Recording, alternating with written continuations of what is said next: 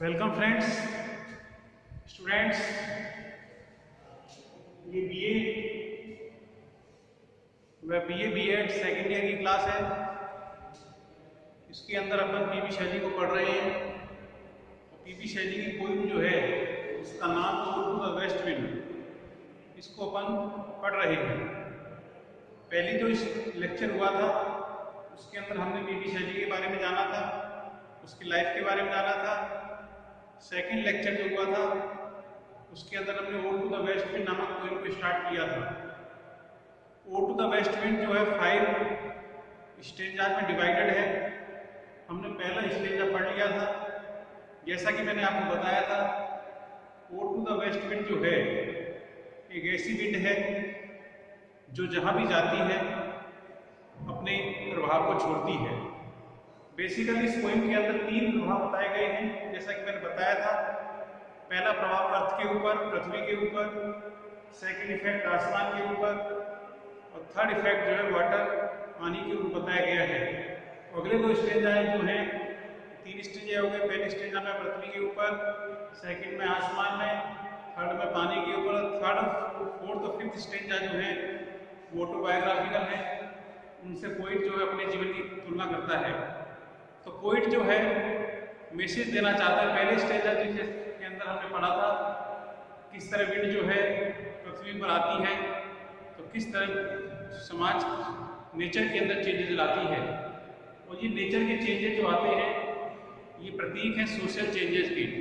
Poet चाहता है कि समाज की पुरानी चीज़ें समाप्त हो जाएं और लोग एक नेविगेशन की तरफ, एक इनोवेशन की तरफ आगे बढ़ें।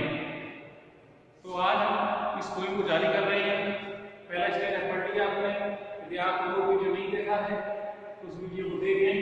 उसके अंदर आज हम पढ़ेंगे सेकंड स्टेंजा। सेकंड स्टेंजा के अंदर ये सेकंड स्टेंजा है, और सेकंड स्टेंजा के अंदर हम इफेक्ट, इसका टॉपिक डाल सकते चाहो तो आप, effect of west wind on the sky, ये इसका बेसिक टॉपिक है। इसके अंदर हम effect of west wind on the sky, आसमान के ऊपर वेस्ट विंड का क्या प्रभाव पड़ता है, ये हम इस स्टेंजा के अंदर पढ़ेंगे। तो पहली लाइन है, down on whose stream, down on whose stream mid the steps, mid the steep skies commotion, skies commotion,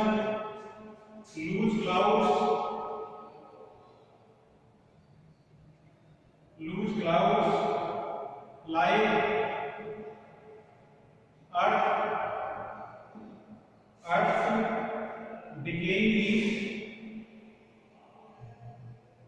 decaying leaves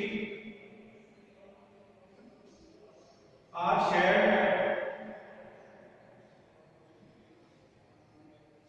shook from the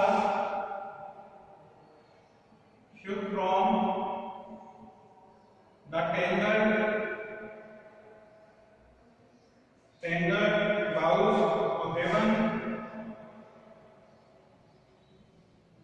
boughs of heaven, and ocean, angels of rain,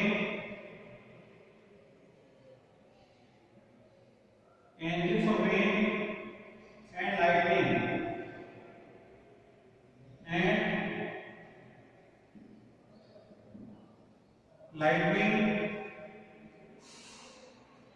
there are spread। यहाँ पे देखेंगे हम, इसके अंदर poet जो basically west wind का प्रभाव जो है आसमान के ऊपर बता रहा है। जैसे ही आसमान के अंदर, स्काई के अंदर वेस्ट विंड जब ब्लो होती है, जब बहती है, तो हुज स्ट्रीम का मतलब सरफेस, स्ट्रीम का मतलब क्या है? सरफेस यानी आसमान के सरफेस पर, आसमान की सतह पर स्टीम का मतलब है स्ट्रेट, सीधा। कोमोशन माने ग्रेट मूवमेंट। तो पहली लाइन क्या कह रही है? जैसे भी वेस्ट विंड स्काई के अंदर ब्लो करती है तो there is a commotion, there is a movement, a great movement in the whole sky. As soon as the west wind blows on the surface of the sky, there is a great movement of the west wind there.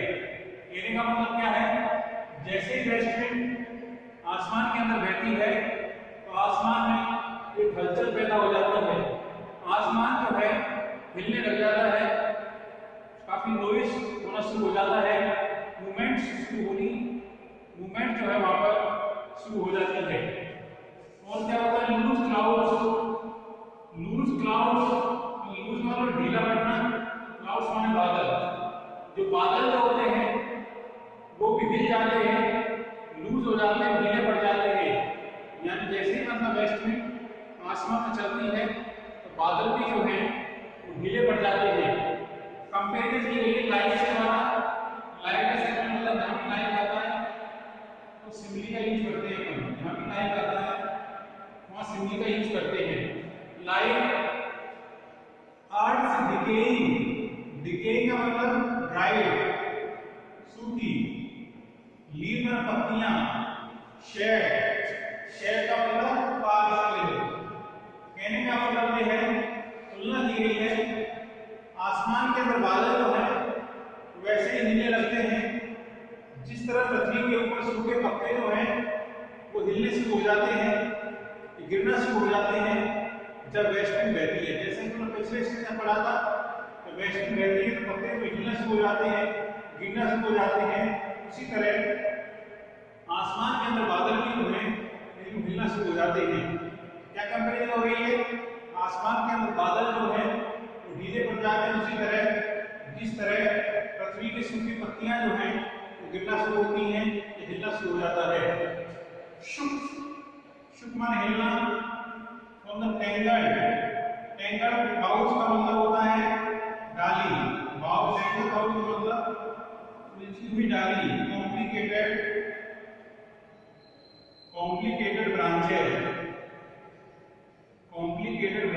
उलझी हुई डालियां, डालियां of haven का मतलब sky यहाँ पर, और ocean का मतलब ग्राउंड यहाँ पर, ग्राउंड बिलो वाटर, पानी के नीचे की ग्राउंड, पानी के नीचे की ग्राउंड। तब तो एक इमेजिन करनी है, यहाँ पर आपको एक इमेजिन क्या करनी है? Tree whose branches goes up to the sky and whose roots go down the earth। इसका मतलब क्या होगा? हमें कैसे इमेजिन करनी है जिसकी जो ब्रांचेस जो हैं वो तो आसमान को टच करती हैं और जिसकी जड़ें जो हैं पानी तक नीचे तक जाती हैं। तो ऐसे पेड़, जो कोई ऐसा पेड़ हो वो भी मतलब पूरी तरह इतना मजबूत पेड़ बता रहे हैं, इतना मजबूत पेड़ जिसकी जड़ें जमीन तक जा रही हैं और जिसकी डालियां आसमान को छू रही हैं, ऐसा पेड़ भी मतलब वेस्ट विंड के प्रभाव से बच नहीं सकता है, वो भी मतलब मूवमेंट करने लगता है, वो भी मतलब शुरू हो जाता है, हिलने लगता है। वहां पर भी मतलब मूवमेंट जो है वो होना शुरू हो जाती है। और जैसी वेस्ट विंड होती है तो एंजिल्स ऑफ रेन, एंजिल्स माने देवदूत होते हैं, रेन माने बारिश, इसका मतलब एंजिल्स ऑफ रेन का मतलब रेन स्टार्ट्स। जैसे ही मतलब वेस्ट विंड आसमान में चलती है तो रेन स्टार्ट हो जाती है, लाइटनिंग बिजली का चमकना और लाइटनिंग शुरू हो जाती है, and lightning also starts as soon as the west wind blows on the surface of the sky। मुझे लगता है समझ में क्या कहना चाह रहे हैं इस चिंता के अंदर? कोई के पूरे 4 लाइन में ये बताने को कर रहा है, जैसे ही मतलब वेस्ट विंड आसमान के अंदर बहती है तो वहां पर कोमोशन होना शुरू हो जाता है, हलचल शुरू हो जाता है और बादल धीरे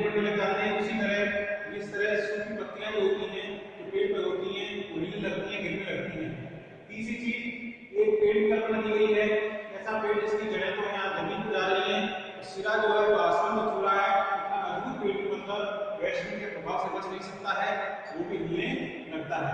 और क्या होता है आसमान में, ऐसी वेस्ट विंड रहती है तो बादल धीरे पड़ती है, क्या होता है बरसात होना शुरू हो जाता है, तो बिजली का चमकना शुरू हो जाता है। इस तरह इस प्रभाव को हमने देखा, आगे और भी इसमें हम आगे देखते हैं।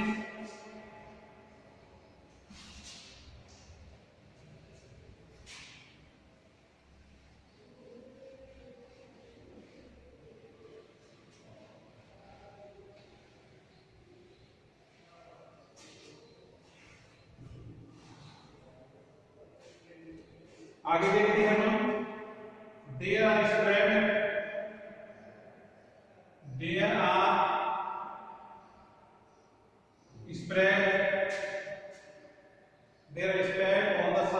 on the blue surface of dying air surge, on the blue surface of dying air surge,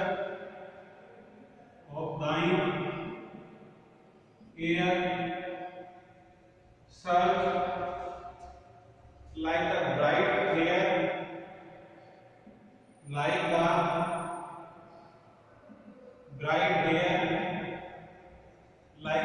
hair, uplifted from the head,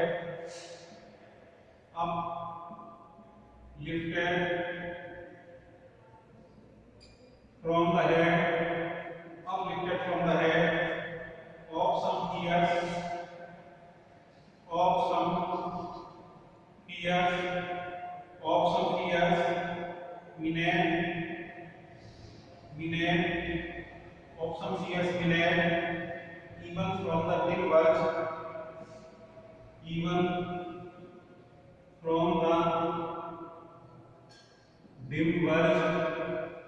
even from the dim verge, of the horizon,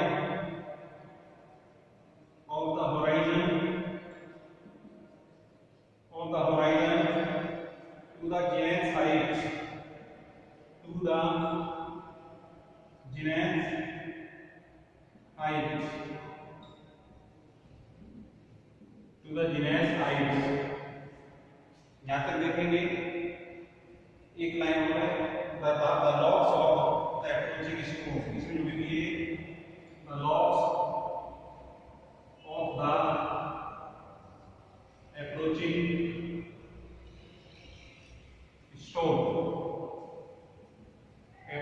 storm, यहाँ तक देखेंगे अपन। अब ये बताने की कोशिश की जा रही है, these are spread, these का मतलब there are spread का मतलब west wind spreads, there are spread का मतलब west wind फैल जाती है। कहाँ पर फैल जाती है west wind? On the blue surface of dying air surge, blue surface पर नीली सतह पर, dying air surge का मतलब स्काई यहाँ पर, dying air surge का मतलब स्काई आसमान के ऊपर पूरी तरह वेस्ट विंड जो प्रभाव जमाने के लिए चारों तरफ फैल जाती है। बिल्कुल कैसे फैल जाती है कंपेरिजन की गई, दोबारा फिर से सिम्युलेट किया गया है। लाइक द ब्राइट हेयर, सुंदर बाल, अपलिफ्टेड माने खड़े हो जाना, फ्रॉम द हेड माने किसी माथे से, ऑफ सम फियर्स हेयर का मतलब एक क्रेजी वुमन, एक पागल औरत कौन सी? जो मतलब नशे में है, उसने शराब पी ली है, बॉडी से ली है तो शराब पी ली थी, तो फियर्स में जाएगा क्रेजी वुमन। समझो आप, जिस तरह कोई औरत पागल हो जाती है और पागल होने के बाद उसके सिर से बाल जो है चारों बिखर जाते हैं, वैसे ही वेस्ट विंड जो है आसमान की सतह के ऊपर पूरी तरह फैल जाती है, सब जगह घेरा बना लेती है। Even from dim surface, dim माने वर्ग का मतलब सतह या सरफेस, यानी उसके सरफेस के ऊपर ऑफ द होराइजन जाते हैं क्षैतिज, जहाँ स्काई थोड़ा देर बिल्कुल कहते हैं, क्षैतिज कहते हैं। जिनेस माने ऊंचाई, जिनेस हाइट का मतलब होता है हाईएस्ट पॉइंट, इसका मतलब क्या होता है? हाईएस्ट पॉइंट, सबसे ऊंचा पॉइंट। जिनेस हाइट का मतलब हाईएस्ट पॉइंट। तो कहने का मतलब ये है becomes towards of the horizon to the genus height, कहने का मतलब ये है जमीन से आसमान तक मतलब हर जगह every part of the sky is covered by wind. इसका बोलने का मतलब क्या है? Every part of the sky is covered by the wind. मतलब क्या हुआ? आसमान का हर हिस्सा, मतलब एक पॉइंट से दूसरे पॉइंट का हर हिस्सा पूरी तरह इसकी पूरी सतह जो है इसके द्वारा वेस्ट विंड के द्वारा कवर की जाती है। तो लॉक्स का माने होती है बाल, हेयर। लॉक्स का मतलब क्या होता है? Hair of the approaching storm. Approaching storm मतलब आने वाला तूफान। इसका मतलब क्या होता है? आने वाला अपकमिंग स्टॉर्म, आने वाला तूफान। अप्रोचिंग मतलब अपकमिंग, आने वाला, अपकमिंग, आने वाला तूफान जो है की संकेत देता है। उसके बाद जो है बालों की नजदीक के लिए महिला से कपड़े जब भी है तो काले काले जो बादल छा जाते हैं बिल्कुल बालों की तरह होते हैं, उनकी कवरेजिंग की गई है। तो ये बताया गया है सब जब ऐसा होता है, आसमान जब कांपने लगता है, बारिश होने लगती है, बिजली चमकने लगती है, पूरी तरह वेस्ट में अपना कब्जा कर लेती है आसमान के ऊपर, तो ऐसा लगता है बहुत तेज तूफान आने वाला है। वो तूफान आएगा जो हर जगह तबाही मचा देगा, सब जगह मतलब अपना प्रभाव दिखाएगा। तो ये हमने पढ़ा, यहाँ तक पढ़ी है वेस्ट का प्रवाह। इसके अंदर और भी है दूसरे लाइन में पढ़ेंगे।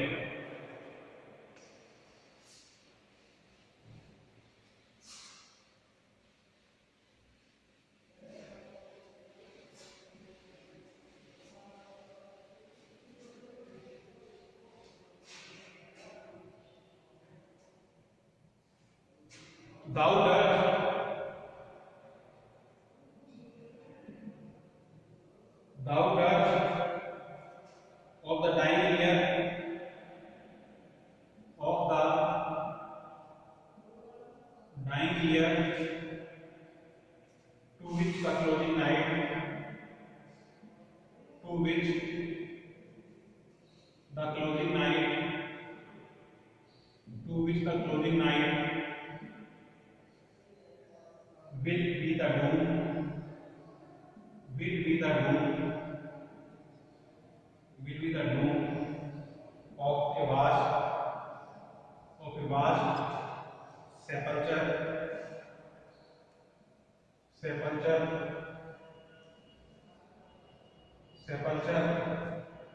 vaulted with all thy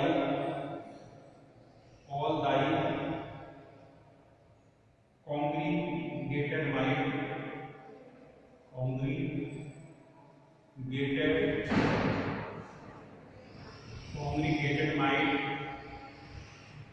of vapors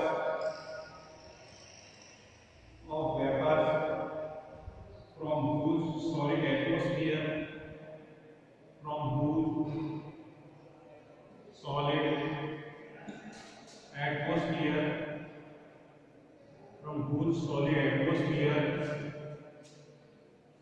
black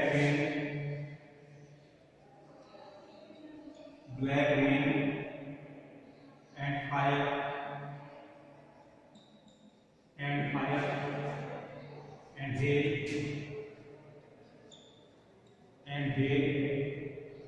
will burst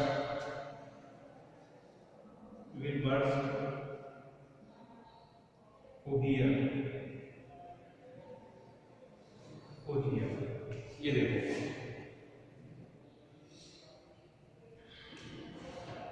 तो अगला पंक्ति कोई वेस्ट विंड के प्रभाव को जारी कर रहा है। तो वेस्ट विंड के प्रभाव को क्या बता रहा है, आगे से जारी करता है। जब वेस्ट विंड जाती है तो चारों तरफ एकदम सन्नाटा सा छा जाता है, एकदम ऐसा लगता है एकदम शांति छा गई। डर्ज का मतलब होता है डेथ सॉन्ग, मृत्यु पर गाया जाने वाला गीत क्या होता है? डेथ सॉन्ग कहलाता है। अब डाइंग ईयर का मतलब एंड ऑफ द ईयर, साल की समाप्ति। To which the closing night, closing है अंतिम रात। Will be the doom of a vast sepulchre, doom of a vast sepulchre का मतलब होता है डूम मतलब होता है सेपल्चर का डूम ऑफ वास्ट सेपल्चर एक तरह से जाएगा पक्का डूम, से ले सकते हैं।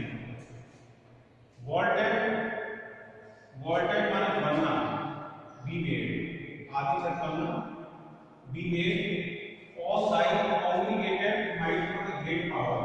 मेरी बता रहा हूं, ग्रेट पावर। वेपर, वेपर माने वाटर, वेपर मतलब क्या होता है, वाटर। सॉलिड जानते हो, हार्ड, एटम भी जानते हो, ब्लैक, रेड, फायर, ये माने सोल्यूशन, फिर बर्ड्स को। कहने का मतलब ये है अपन को ऐसी इमेज करनी है कि ये पेस्टिसाइड जो चलती है तो वो ये जताने की कोशिश कर रही है, इतनी तबाही मचाएगी, इतनी तबाही मचाएगी कि सब कुछ को समाप्त कर देगी, हर चीज जो है समाप्त हो जाएगी। जैसे कोई साल समाप्त होता है, एक नई चीज आती है, साल समाप्त होने में नया वर्ष आता है, तो वैसे ही यहाँ ये पुरानी चीजें जो हैं सारी की सारी क्या होंगी, समाप्त होने वाली हैं। तो मतलब वैश्विक चलेगी, ऐसा लगेगा मानो अंत हो गया, ऐसा लगेगा सृष्टि अब समाप्त होने वाली है, अंत हो गया। जब अंत होता है, जब कोई जाता है, कोई मरता है, तो क्या क्या करते हैं, एक डेथ सॉन्ग गाते हैं, एक शोक गीत गाते हैं। तो ऐसा सुनाई देगा मानो कोई मर गया है और शोक गीत गाया जा रहा है, इसके ऊपर एंड हो रही है, साल का समाप्त हो रहा है, हम क्या करते हैं, शोक गीत जो है वो गाते हैं। टू द क्लोजिंग नाइट, ऐसा माना जाता है कि रात जो है वो अंतिम रात है, इसके बाद कोई रात नहीं होगी, सब कुछ समाप्त हो जाना है, कुछ बचना नहीं है। कहने का मतलब यह है कि टूमों में वास है, मतलब एक ऐसी कब्र तैयार होगी, वास ऑफ ग्रेट, बहुत बड़ी कब्र जो है, तो बहुत बड़ा मकबरा तैयार होगा, जिसके अंदर हर चीज जो है वो दफन हो जाएगी, कुछ भी बचने वाला नहीं। मतलब कहने का मतलब पूरी नाइट का मतलब ये है, there will be end of everything in the sky, और हर पृथ्वी हो चाहे आसमान, सब कुछ हो, सब चीज की समाप्त हो जाएगी। जैसे मरने के बाद सब कुछ समाप्त हो जाता है, वैसे ही स्थिति कहोगी वेस्ट में चलती है, तो सब कुछ समाप्त कर देती है, कोई भी चीज इससे बच नहीं सकती है। और ये voltage in all thy great might, ये सब क्यों हो रहा है, ये सब बनाई जा रही है, ये सब किससे हो रहा है, वेस्ट विंड की जो पावर जो है, जो ग्रेट पावर जो है, उसके कारण ऐसा होता है। कहने का मतलब ये है, वो वेस्ट विंड की पावर जो है उसको बताने की कोशिश कर रहा है कि वेस्ट विंड जो है कितनी शक्तिशाली है, उसके आगे कोई भी चीज टिक नहीं सकती है। तो जब वेस्ट विंड चलेगी तो वेपर्स में वाटर, आसमान से पानी गिरेगा, आसमान से बरसात होगी, वो solid surface of the sky से